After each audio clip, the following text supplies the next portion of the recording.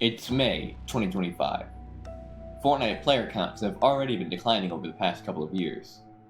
And yet, the next update Epic Games makes to Fortnite almost ends everything.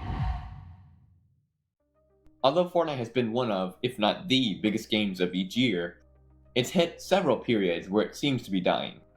Good examples of this are the latter half of Chapter 1, Chapter 4, and of course, the Star Wars Galactic Battle mini-season. Now you'd think that in situations where Fortnite seems to be dying, Epic Games would release something groundbreaking, something new to spark new life into Fortnite.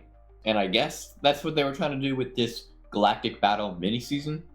On its release, you could tell something bad had happened to Fortnite. Instead of it being a game of skill-based fights and competitive tournaments, it was essentially just a marketing strategy to get Star Wars fans to enjoy the game more. From the loot pool to the battle pass, and the mythics to the map, everything was literally Star Wars. And it's not like these items were just Star Wars looking guns. They were the most uneven, unfair weapons Fortnite could have added. Good examples of unfair weapons in this season were the crossbow, which on impact exploded, dealing damage to players, as well as the thermal imploder grenade, which dealt 70 damage to players, as well as 800 structure damage, and when a player would be caught within its blast radius, would be shot through the air, while still not being immune to fall damage, making it what I consider a grief weapon.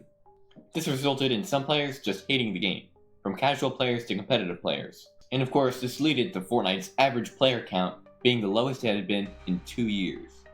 Player counts in the whole of 2024 averaged between 1.9 and 2.4 million players. In the Galactic Battle season, it was averaging below 1 million players, around 950,000.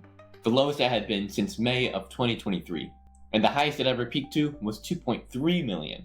It's safe to say that the majority of Fortnite players, casual and competitive, didn't enjoy the game. And so by the end of this 37-day mini-season on June 7th, 2025, the damage had already been done. You see, not only did the player count decline in that season, but it also declined in future seasons to come. So was there anything good to come out of the season? Short answer, no. Long answer, still no. For casual players, the worst part was, even though it was Star Wars filled, it lacked an overall theme and a storyline. This led to it being seen by casual players and competitive players as a big advertisement for Star Wars. And for competitive players, the worst part about it was it lacked balance, which is ironic considering that in Star Wars they always talk about balance in the Force. The problem was there are no real weapons, and certain weapons and mythics dominating the entire meta. So it really was a huge L for Fortnite, and it was going to take some time to rebuild what was lost in this travesty, you could call it. And Epic Games has done some fixing to Fortnite since then, but it still hasn't made it like the game it once was. But wait, Fortnite just did something. Something that may have sparked a new era in Fortnite. And in this video right here, I break it all down. So don't miss out on seeing what Epic Games has done to save Fortnite.